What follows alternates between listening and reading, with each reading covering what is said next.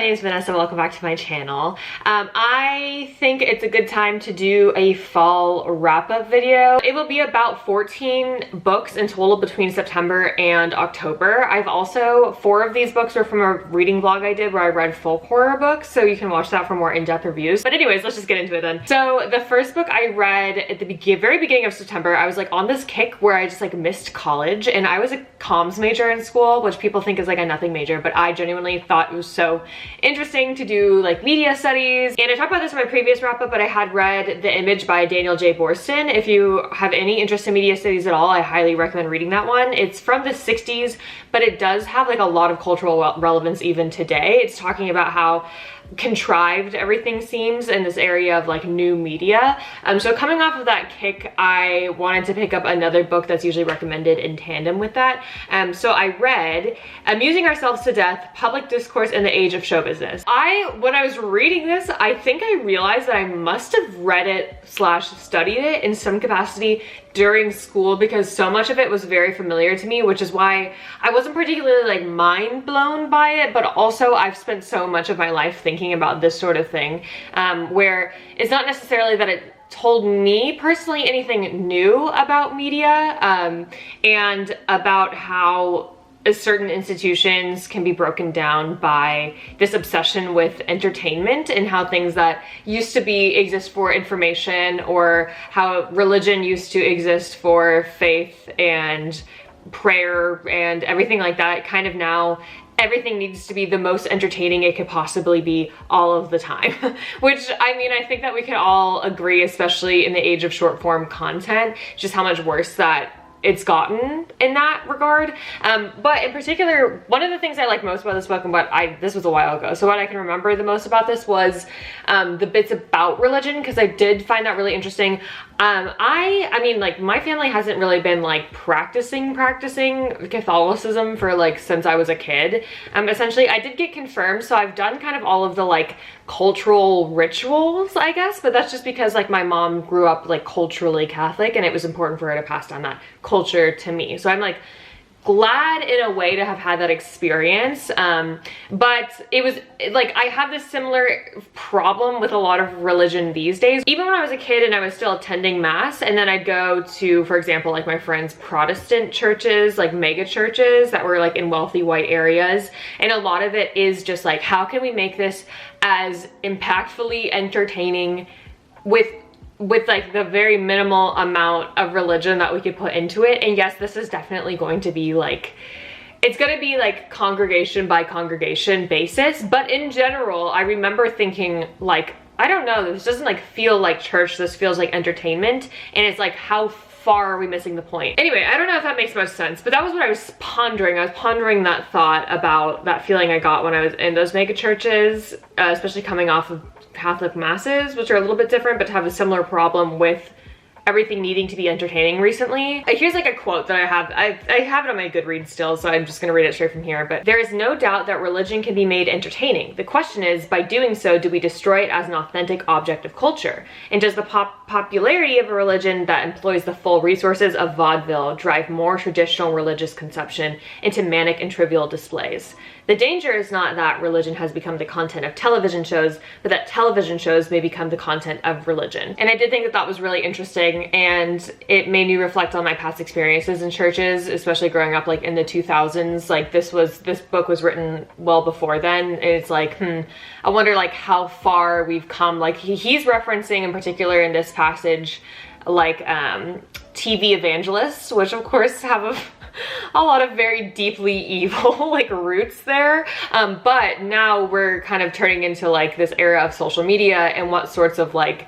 religious figures are now just becoming like entertainment stars in order to promote churches for monetary gain. It's like, it's just an interest. I just thought that was all interesting. I love the concept of like modern media killing the idea of an authentic God. I think that it just delved into that in a really interesting manner. I can't remember details, but yeah, if you're interested in anything like that, I do recommend it. Okay, and then the next one that I read was one of my only 5 stars of the year, or I guess it'd be for the half year. It's one of my only 5 stars for the half year. Up there right now, I have The Spear Cuts Through Water, and Spinning Silver by Naomi Novik. I think those are my 2 5-stars up until this point. So I read this back in September. I read The God of the Woods by Liz Moore.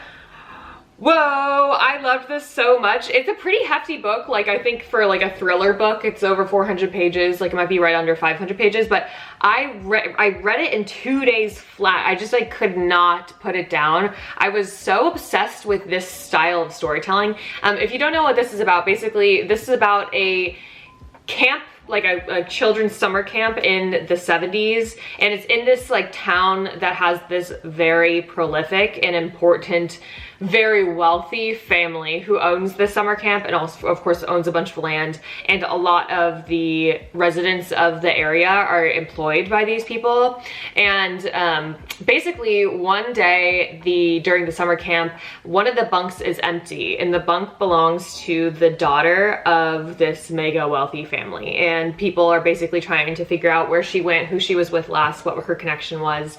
And what's really fun about this book is it has multiple points of views. Actually, unpopular opinion, I don't really like multiple POVs very often. I find that like I'm so much less interested in one point of view versus the other, and it's very, very rare where I'm interested in multiple points of views. Nonetheless, like 5 or 6 or 7 points of views. This has like 5 or 6 or 7 people who you learn about, and every single point of view is so in-depth, and each character feels so textured and authentic and real, and is representing such a poignant part of this like society that is built around this family, and just the sorts of sacrifices that people make to uphold this level of wealth for this like one white rich family. And then also it has a lot of interesting themes about just misogyny and women's roles and motherhood in general, but it also doesn't stray away from making criticisms about like the particular place of privilege that this mother in particular is in, but then also how that doesn't really rescue her from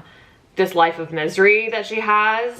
That's like one example of a theme that is explored that I thought was done really, really well. And I'm not going to say like this is a thriller, but it's also very literary fiction. So I think a lot of people might have read this expecting just a full-blown thriller. I always recommended this. I've recommended this to so many real life people in my life. Like I've recommended it to people at my work. My boyfriend read it. And I always say like it's a thriller, but I don't want you to get your hopes up too much about there being like this crazy plot twist, like Frida McFadden, like kind of fun, buzzy thriller vibe. It's very like you have to be there for the uncovering of all these characters' like interiority. I think that's it's most successful in that way. And I'd say there is a lot of twist throughout, and there is a twist at the end, and I do think it's worth continuing to read just to find out what happens. But you find yourself very soon just wanting to understand more of these characters' lives, and just watch how Liz Moore is able to embody such an authentic characterization of each of these different characters that she set out to explore, and how even in just a couple chapters dedicated to each one of them, she's able to do it so successfully. And I just was like really blown away by this, and I thought this was awesome. I think some people might think it's boring if you're in it for a thriller, but if you're in it for characterizations, especially if you love like that 70s camp vibe, I think that she also executes atmosphere very, very well. If you know anything about me, if you've watched my channel, a couple of my videos, you know that I'm a very aesthetic reader, and this is a very aesthetic book. So I really highly recommend that. The more I think about it, I still love it. So that is God of the Woods by Liz Moore. If you haven't read it, I would give it a go. Next one is The Girl in the Tower. This is the second book in the Winter Night trilogy. This is by Katherine Arden. And I already talked about this, so I think I'm gonna keep it brief here. If you want to like listen to a lot more of my thoughts sooner to when I read it last, it'll probably be a little bit more accurate to what I was actually feeling at the time after reading it. You can watch my other video about that. But this was so good. It is so rare in a series for me where I like the sequels better than I like the first book. I always feel like the first book has just a little bit more like a tighter grasp on things, and then the sequel kind of feels like it was written just for the sake of being written. This did not feel like this. This book was definitely a lot different, I felt, from the first book for a lot of different reasons. Let me give a quick breakdown of sort of like what this world is about. So basically this takes place in medieval Russia, and it is a Russian folklore tale. So we do have the domovoi, which are basically like the Russian word for fae, like it's fae folk. And our main character's name is Vazia, and Vazia is born with this gift of sight of the Fae. But in this time in Russia, this is actually a very religious period. So it's kind of a point of contention where she's not really allowed to objectively say what she can see. And she's kind of alone in that sight, basically. It's also discussed how this sort of like gift is passed down throughout generations of Vazia's family. So it's been passed down onto her. Vazia's mother died during childbirth, and in the first book, essentially, her dad, who is a lord of the region, remarries to this noble woman who is extremely paranoid and also blames Vazia for the fact that she too has the sight. Throughout the course of the first book, Vazia gets to know Morozko, which is actually like the frost demon, but he's also essentially this world's god of death. So he's there to retrieve souls at the time of their death, which that's also like a really fun element that gets played with a lot more in book 2, which I really liked. But where we leave off after book 1, there's a series of events that happen. There's a lot of like relational tension between family members and Vazia not being believed, Vazia being looked at like a demon. There's also a fascinating character named Constantine, and I talk a lot about that in my previous video. But I love Constantine. He's this like very charismatic, gorgeous, hot guy priest that comes into town and is so overly fixated on Vazia, and is obsessed with her because he's simultaneously in love with her as he is afraid of her. And I think that a lot of his religious guilt gets kind of pushed onto her. And Constantine has a lot of religious guilt that I think gets pushed onto Vazia, and you can tell that he thinks he's doing the right thing all the time. He thinks he's the godly one, but he is so misled, and he's just such a fascinating like villain.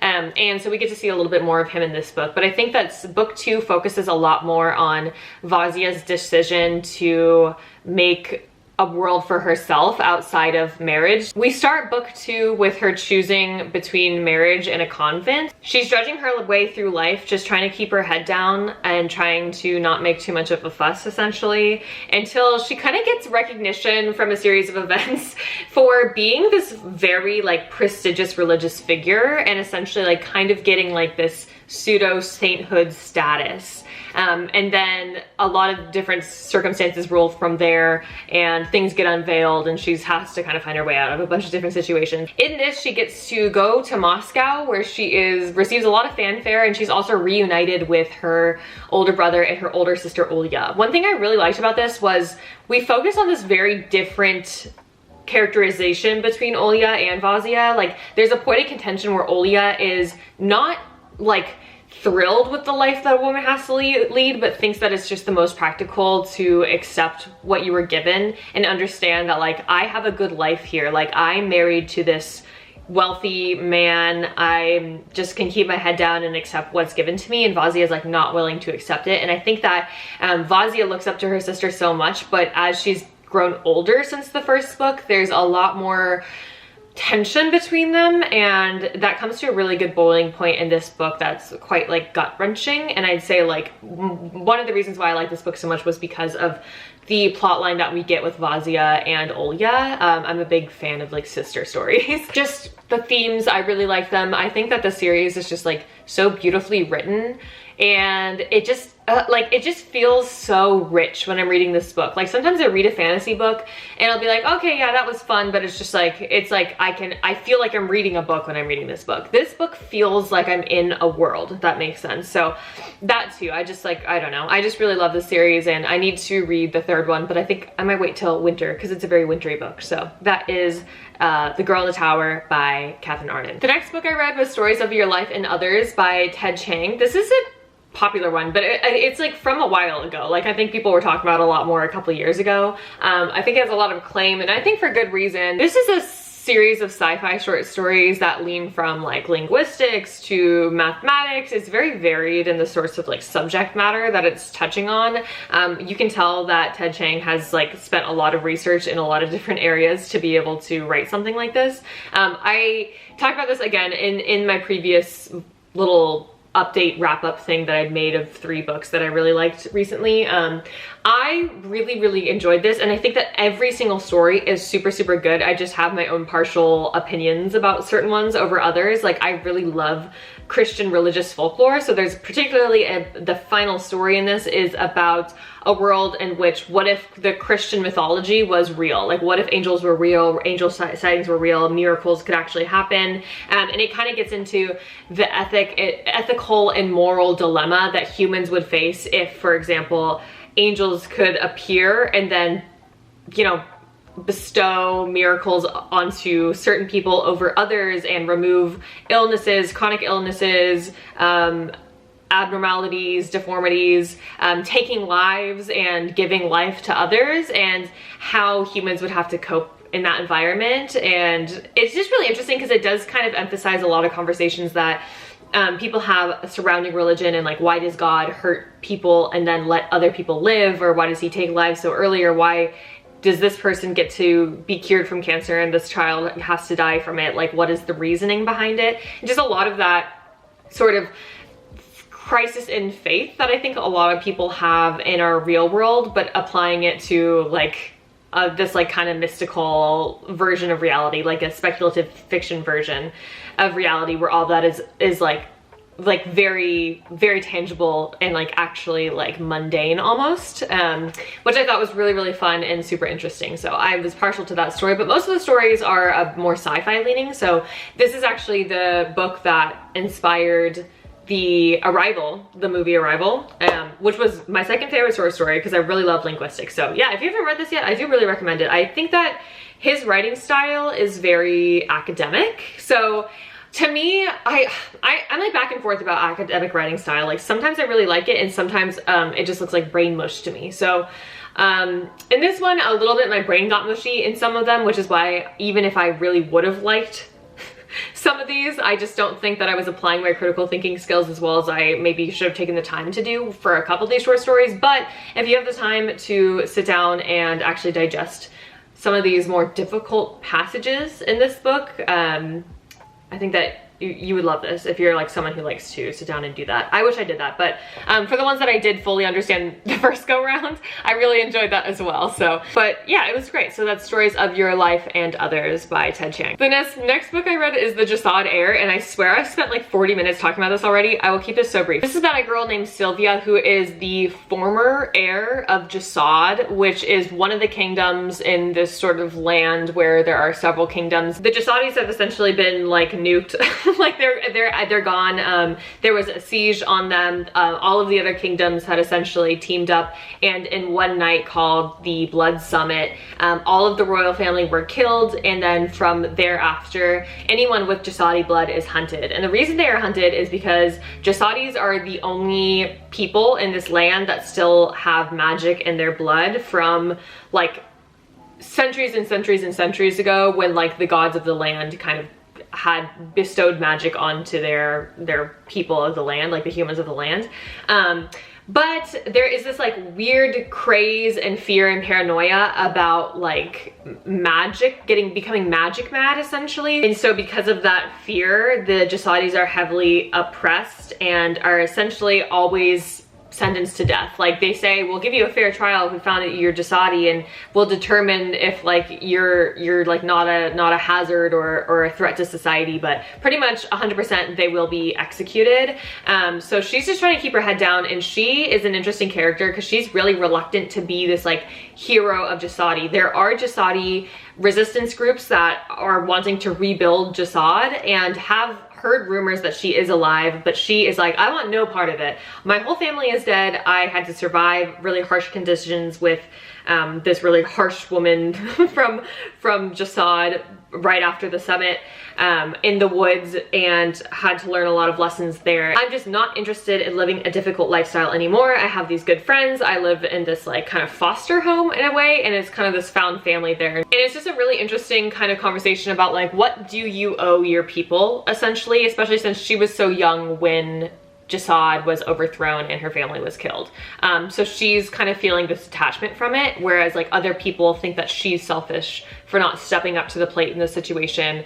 And it's about a lot of her internal kind of like gripe with that, which I thought was really, really cool. And I thought that she was such an interesting main character. This is a romantasy, which was surprising to me because I think that a lot of romantasy fans might think this is kind of like boring, because I think that this is a very political fantasy book. You know, there is also this other faction of people, which is called the Nizals.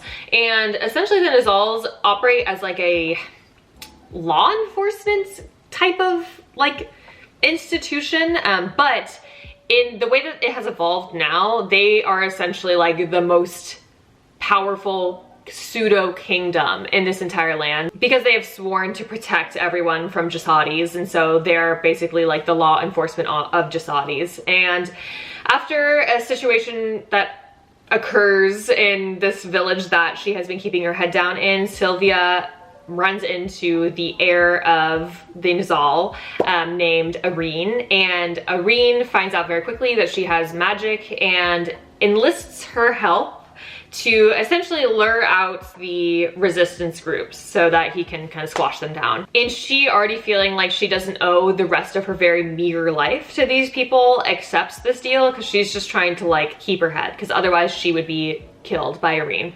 And it's this forced proximity, sort of a very enemies to lovers romance, to the point where it's like, if you're someone who's very quick to call things toxic or anything like that, I would hesitate to read this book. I think this is for people that are grown adult women and who have learned what a healthy relationship is and is able to read fiction as fiction, because they are straight up trying to kill each other. So for me, I ate this up. I love stuff like this. I want them to try to take their heads off for like literally 70% of the book. Like, I want it to be that combative and that toxic, but really it is just about like two people who are on opposing sides of this really, really tense political landscape, and the stakes are super, super high. So I had a really fun time with it. I'm a Jasad Heir defender, despite I have a lot of criticisms of it, like writing wise. I think the writing style was great. I think that this author is a good author. It's just that the pacing was really weird. I just think I'm really excited for maybe better editors to come in for the sequel, but I am so seated for that. So if you like an enemies to lovers romantasy, the Jasad Heir. Next book I read, I finally read Gideon the Ninth by Tamsin Muir. I went into this fully thinking that this was about to be like my new thing, because I fully was on board with the idea of like this being a whimsical but dark but kind of satirical version of like science fantasy genre, because it kind of feels like, and I said this in my Goodreads review, but I was like, it almost feels like gothic Star Wars in a way. This world takes place really far in the future, when basically human life like cannot exist on planet Earth anymore, and colonies have grown on the various planets in the solar system. So there's like 9 different kingdoms, but they're basically like all entire planets of people. This is actually a locked door whodunit murder mystery. So cavaliers and the heir of each like planet or kingdom to each are sent to this one place where they're meant to like basically compete to ascend, which would give them like a legendary, almost like mythical status, and it comes with a bunch of new like magic powers and everything like that. Whatever, they're competing. It's kind of like gonna be a trials situation, but then people start getting plucked off one by one, and we don't know who's doing it, and it turns into alliances being made, a lot of distrust, a lot of puzzles to be solved to find out who is murdering these people, and which is really fun. And I love a whodunit, and I think this is such a creative world to have a whodunit in. And it was like kind of funny to me that in this vast world building, we've kind of like minimized it to this one like palace for a whodunit murder mystery. I actually thought that was really, really charming. I will say, like, there are so many characters in this, and it's fun to get to know a lot of different characters, but I do think because there's like 18 people whose names and stations you need to remember, and there is a cheat sheet like in the front of the book for this, but I still did feel like the amount of characters kind of bogged the book down, because I kept having to stop and be like, okay, wait, who is that? Who's their cavalier? Like, who are they associated with? And going back and forth.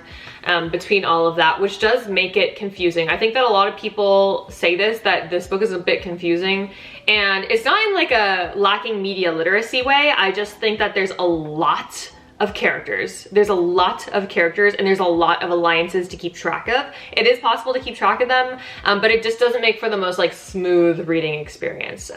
Also, people had problems with this anachronism of it being set in the future, but the primary like battle weaponry is actually like daggers and like swords. But I thought that was really fun because, and the reason why I was calling it Gothic Star Wars is because it's almost like a medieval like knighthood system, but taking place in this like fantasy setting. So I thought the anachronism kind of added to this almost kitschy Gothic world that we're in, and I just got it. I got it. Like aesthetically, I fully got it. And I think that this is a really cool book, but it's also very millennial. Like the humor is very millennial. Which kind of like takes you out sometimes. Like I could look past it, but I think that it's like every other sentence in this is trying to be a quip, and that does get kind of old. There's just like little tiny things that added up to me not like fully loving it as much as I thought, but I still like the world and I love the aesthetics of this, and I love a locked room murder mystery. So I enjoyed it. I just didn't enjoy it as much as I thought I was gonna enjoy it. I'll probably continue the series soon, but I don't think I'm like mentally ready yet. But yeah, that is Gideon the Knight. I'm trying to keep this short, so I kind of want to skip the reviews that I have for these next four because these are from my reading vlog of folk horror stories. I read Ghostwall, Taktumi, Slewfoot, and the Twisted Ones, and I talk about all of that in my in-depth reviews in that vlog, and I don't really feel like going into it again. I'm trying to keep this video like not super long, but I will say the Ghostwall, I like it more in retrospect than I liked it after I finished it, so I want to just give a disclaimer. My rating of that now is like solidly 4 or 4.25, maybe even 4.5 stars. It's a really interesting, not even paranormal book, but I just like really appreciated the themes that I do discuss more. Taktumi, hit or miss short story anthology. Some are good, some are not. Slewfoot was very plot forward and very run-of-the-mill, what I expect from like a new colony America feminist kind of like demon in the woods story. Slewfoot was good. It was very plot forward. I'm not like super a plot forward person. There's character moments as well, but it just wasn't emphasized enough, so I thought it was just like solidly good, and I liked it, and I thought the tone was good, but I'm just not a super plot forward person, so that's why I was just like kind of like, that was good, and that was it about that. Then the Twisted Ones by T. Kingfisher. I love this, and I think this is a controversial book, but I love this. It's like so funny but also so eerie, and it has creepy versions of a type of folk that I really like to hear about creepy versions of, and I think that like the level of eeriness it took it to was the exact level of eeriness that I wanted it to go to, so I was very pleased with that one. Okay, I have a DNF, which I don't usually do, but I did DNF in the month of October. I DNF'd One Dark Window by Rachel Gillig. I was so positive I was gonna be obsessed with this one from the jump.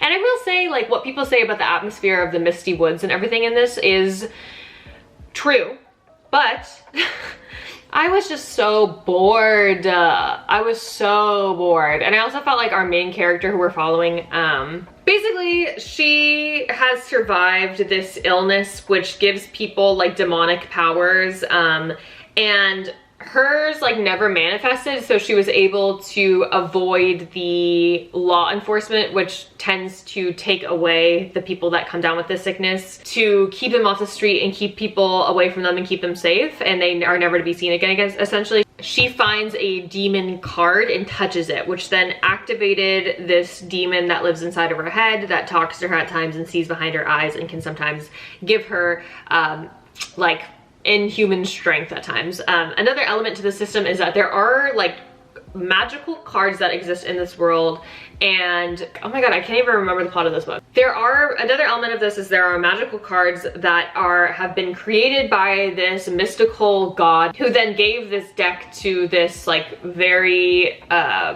prestigious king of the past, who divided it up and like gave it away amongst various people to keep all the cards separate.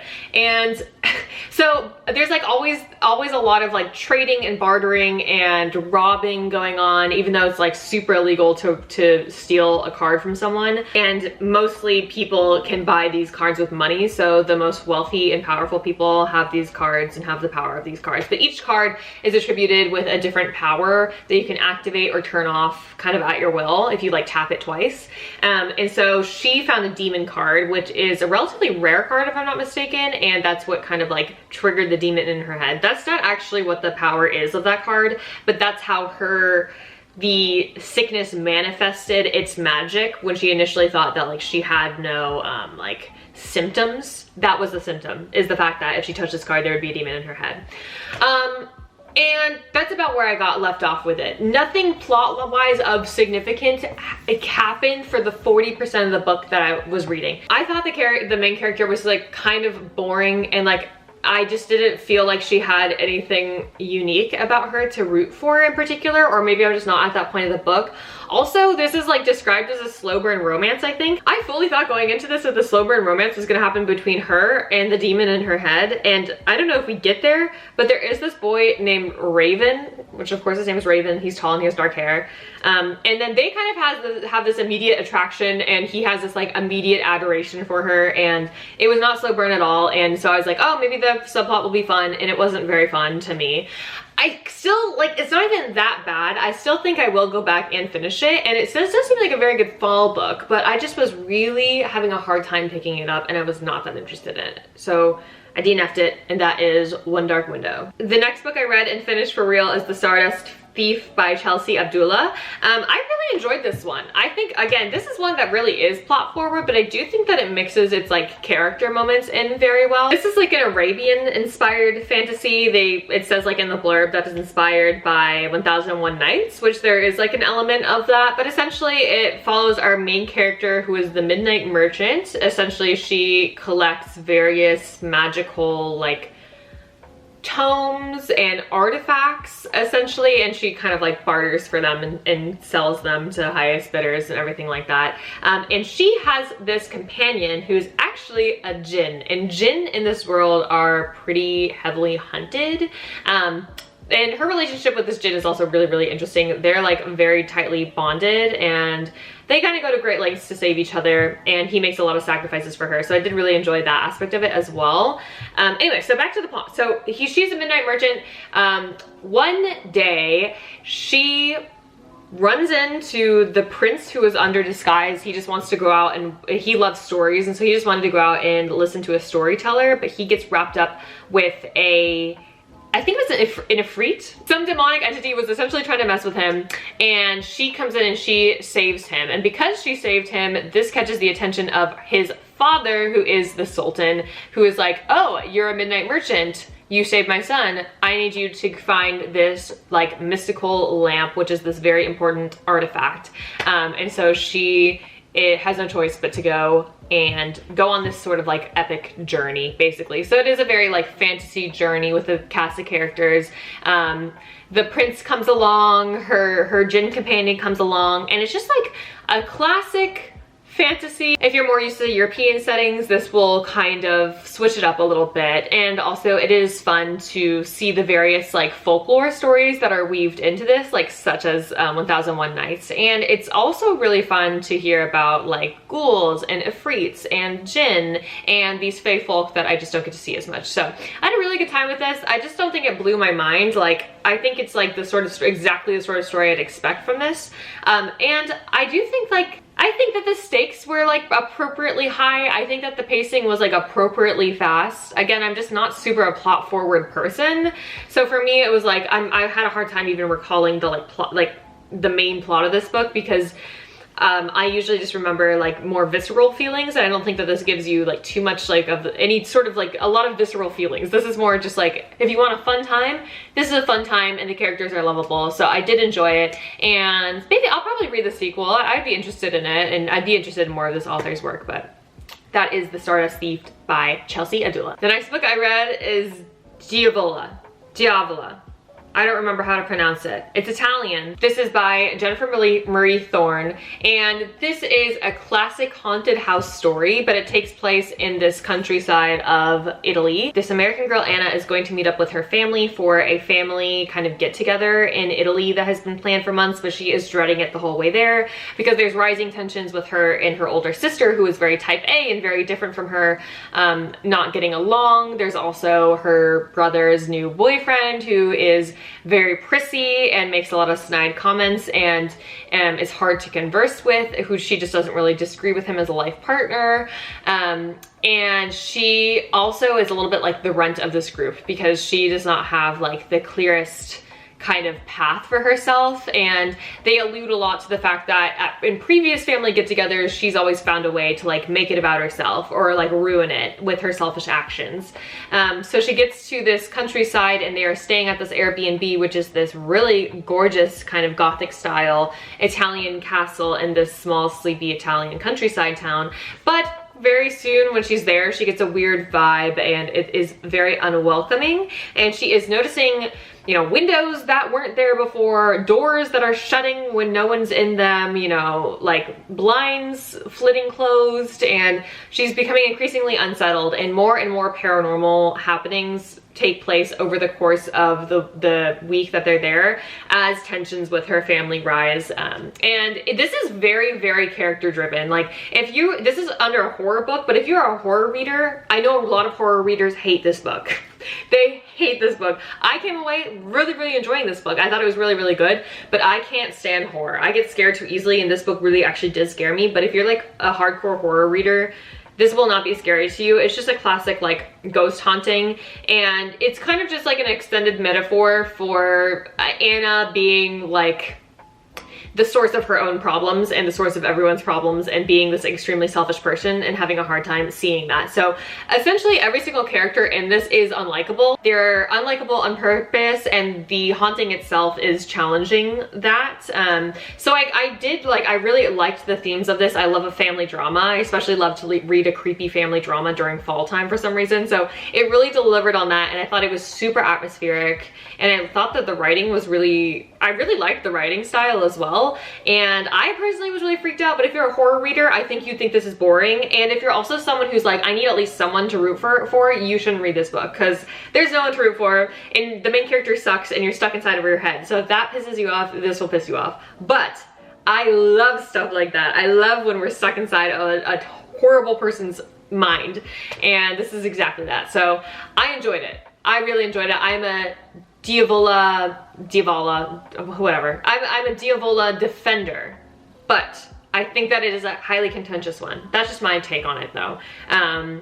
I think it was great for Halloween. It was a great spooky read for Halloween, and I was definitely scared, but I'm scared of everything, so take that with a grain of salt. The next book I read was The Very Secret Society of Irregular Witches. This is about a girl named Mika Moon who is actually a witch. She is a real life witch, and she is an orphan, and she was raised by this other like coven leader who has very strict ideas of like upholding witch rules, which include trying to stay away from other witches, or because essentially when witches like congregate, there is an influx of power, which then could get them attention turned onto them and can kind of blow up their whole spot. They're just all trying to keep their head down, and she is really seeking kind of community, and she's always been sort of alone her whole life, and she has a lot of like childhood wounds from that, and from feeling abandoned and from feeling left behind, that she's trying to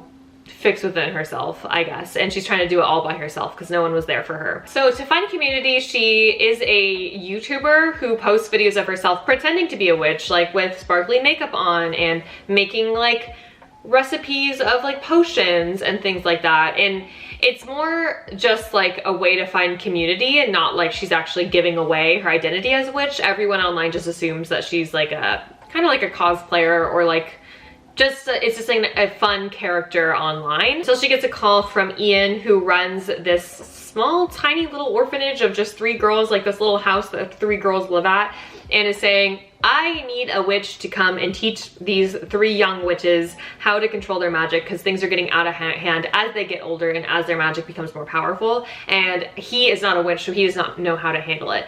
And she's like, I am not a witch, but I'll come by and see what's going on. Maybe I can like teach them. I'll come by, maybe it could be a nanny or something like that. She swears to him that she is not a witch, but he knows for a fact that she is a witch and that she's not fooling him. So she goes and visits and swears that she'll just do like 2 weeks as a trial period, and then I'll decide if I want to stay. But she very quickly becomes super attached to these young girls, and they really look up to her, and it's the first time in her life where she's kind of felt like a part of a family. And going there and living there, she also becomes close with the librarian named Jamie, who is this prickly, grumpy man who cares for these little girls so much and is essentially like their teacher. And in the process of her kind of becoming a part of this family, they have this really sweet love story, but there's also some angst that goes on, and there's a lot of childhood wounds to heal. And it's very like cutesy and fluffy, but it's also very touching, especially if you want a moment to sit and just reflect on your childhood and how you were raised and the little girl that lives inside of you. And so like there's a couple like really teary moments in this as well, despite the fact I went into it expecting like pure fluff, but this was just like so cute, and it's perfect for Halloween because it has like witches and it takes place in the fall time up until through winter. So I really like that one. I'm glad I'm finally like one of the people that's read that book, because I feel like everyone has except for me, I guess. But that is The Very Secret Society of Irregular Witches. It was so cute. The last book I read is A Sorceress Comes to Call by T. Kingfisher. This is T. Kingfisher's most recent release, and I'm pleased to say it did not disappoint. This is a retelling of the Brothers Grimm's fairy tale Goose Girl, and it's about Cordelia, who lives with her mom, who is this very controlling, codependent woman, and she just knows that her mom has some sort of magical powers that are very dangerous in this society that she has to keep a secret. And her mom often uses these powers to control Cordelia, like literally control her movements at times under obedience, where her mom will essentially control her limbs, control what she says, and punish her for acting out. Even though Cordelia is a very sheltered girl who never disobeys her mom and is absolutely terrified of her, she also has no semblance of any privacy in her life at all, and the only times that she has any privacy is when she's able to ride on her horse Falada, and in those moments that's the only time where she feels like she can even like think by herself, because otherwise she's not even allowed to close the door to her room, which is like a very essential thing for a young girl to have. And she does make a friend named Ellen, and this is like her first and only friend and the first and only person she feels like she can confide in. And one day Ellen's father mysteriously dies along with some more of Ellen's family, and she doesn't know the full extent of it. She doesn't know if Ellen's okay, but her mom is like, we need to get out of here now. So she does suspect that her mom has something to do with it, but her and her mom basically flee this small village in the night before anyone can be onto her. She goes to live with this squire that she has been in correspondence with and potentially has this budding relationship with. She's totally playing him though. And his older sister Hester, who is like this spinster woman who never got married and is very like sarcastic, but also has like a very big heart. And once Cordelia gets there, she very quickly gets accepted by Hester and the other women who are friends with Hester and are staying at this house. Meanwhile, she's aware that her mother is scheming to marry the squire as soon as possible and live comfortably and take advantage of his wealth and potentially dispose of him as well. So as Cordelia is aware of the situation and is aware of the lengths that her mother will go to, she's getting more attached to this family here and recognizes them as good people and feels like now is finally the time to stand up to her mother and find a way to save this family. And it's like a sweet story in the sense of like the characters, of course, are very lovable in the way that a lot of T. Kingfisher's work is.